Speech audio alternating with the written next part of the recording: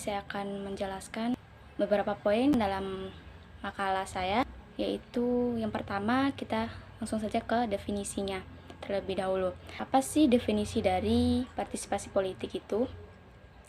Partisipasi politik adalah kegiatan seseorang atau sekelompok orang untuk ikut serta secara aktif dalam kehidupan politik, yaitu dengan jalan memilih pimpinan negara secara langsung atau tidak langsung, memengaruhi kebijakan pemerintah atau publik polisi. Selanjutnya itu beberapa di antara pendapat para ahli mengenai partisipasi politik, di antaranya yaitu menurut Ramlan Surbakti. Beliau memaparkan yang dimaksud dengan partisipasi politik adalah keikutsertaan warga negara biasa dalam menentukan segala keputusan yang menyangkut atau memengaruhi hidupnya. Sedangkan menurut Herbert McCloskey berpendapat bahwa partisipasi politik adalah kegiatan-kegiatan sukarela dari warga masyarakat melalui mana mereka mengambil bagian dalam proses pemilihan penguasa dan secara langsung atau tidak langsung dalam proses pembentukan kebijakan umum. Baik, langsung saja kita masuk ke poin B, yaitu sifat-sifat dari partisipasi politik. Seperti apa sifat-sifat dari partisipasi politik tersebut? Yang pertama yaitu individual versus kolektif. Yang dimaksud dengan individual versus kolektif adalah partisipasi politik dapat diartikan per orang atau dilakukan secara bersama-sama atau lebih dari satu orang atau kolektif. Contoh partisipasi politik secara individual adalah mengirim surat kabar yang berisi keluhan kepada pelayan publik, salah satu di bawah pemerintahan. Dan sementara itu, partisipasi politik yang kolektif, contohnya adalah melakukan demonstrasi dengan tujuan menyampaikan tuntutan kepada pemerintah atau parlemen. Selanjutnya yang kedua yaitu damai versus kekerasan. Partisipasi politik dapat dilakukan dengan baik, dengan cara damai atau dengan cara kekerasan.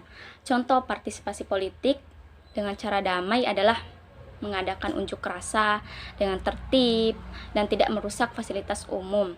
Sementara itu, partisipasi politik dengan cara kekerasan, contohnya dengan dilakukan aksi bunuh diri, dengan menggunakan bom dengan tujuan menyampaikan keberatan terhadap kebijakan yang dibuat oleh pemerintah. Selanjutnya, yang ketiga yaitu intensif versus kurang atau tidak intensif. Partisipasi politik dapat dilakukan secara intensif dan juga kurang atau tidak intensif. Partisipasi politik intensif misalnya mengirimkan opini kepada media massa tentang kebijakan pemerintah tertentu setiap minggunya, sedangkan partisipasi politik kurang atau tidak intensif contohnya adalah menggunakan hak pilih di dalam pemilu atau voting. Selanjutnya, sukarela versus dipaksa. Partisipasi politik dapat dilakukan secara sukarela dan juga dapat dilakukan secara paksa.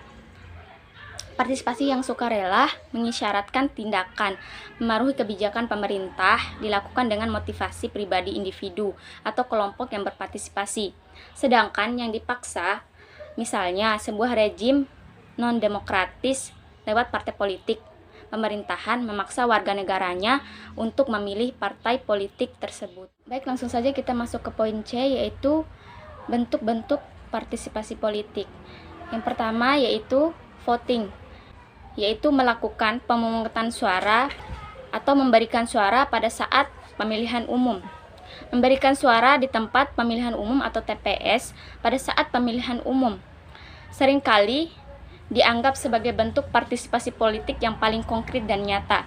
Selanjutnya yang kedua, campaign activity, yaitu yang mencakup kegiatan menjadi anggota atau bekerja untuk partai politik dan organisasi politik, termasuk memberikan sumbangan atau donasi kepada partai politik atau kelompok politik. Yang ketiga yaitu contacting, yaitu suatu kegiatan untuk menghubungi pemimpin politik atau pejabat publik guna menyampaikan pesan politik atau menyampaikan masalah atau persoalan-persoalan yang berdimensi publik, seperti masalah ekonomi dan kesejahteraan masyarakat.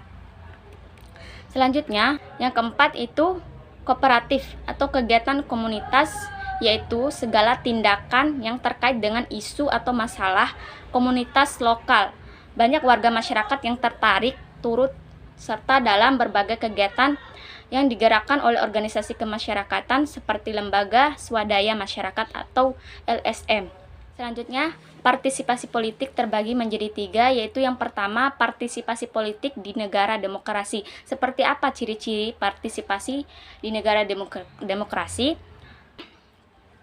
Yaitu kegiatan yang dapat dikategorikan sebagai partisipasi politik menunjukkan berbagai bentuk dan intensitas. Biasanya diadakan pembedaan jenis partisipasi menurut frekuensi dan intensitasnya.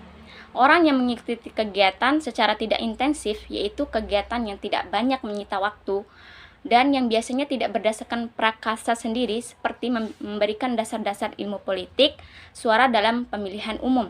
Besar sekali jumlahnya. Sebaliknya, kecil sekali jumlah orang yang secara aktif dan sepenuh waktu melibatkan diri dalam politik. Kegiatan sebagai aktivis politik ini mencakup antara lain menjadi pimpinan partai politik atau kelompok kepentingan. Selanjutnya yang kedua, partisipasi politik di negara otoriter. Di negara-negara otoriter seperti komunis pada masa lampau, partisipasi massal umumnya diakui kewajarannya. Karena secara formal, kekuasaan ada di tangan rakyat. Akan tetapi, tujuan utama partisipasi massal dalam masa pendek masyarakat adalah merombak masyarakat yang terbelakang menjadi masyarakat modern, produktif, kuat, dan berideologi kuat. Hal ini memerlukan disiplin dan pengarahan ketat dari monopoli partai politik, terutama persentase partisipasi yang tinggi dalam pemilihan umum dianggap dapat memperkuat keabsahan sebuah rejim di mata dunia. Karena itu, rejim otoriter selalu mengusahakan agar presentasi pemilih mencapai angka tinggi. Uni Soviet adalah salah satu negara yang berhasil mencapai persentase voter turnout yang sangat tinggi. Dalam pemilihan umum, angka partisipasi hampir selalu mencapai lebih dari 99%. Akan tetapi perlu diingat bahwa sistem pemilihan umum berbeda dari sistem di negara demokrasi, terutama hanya ada satu calon untuk setiap kursi yang diperebutkan, dan para calon itu harus melampaui suatu proses penyaringan yang ditentukan dan diselenggarakan oleh partai komunis.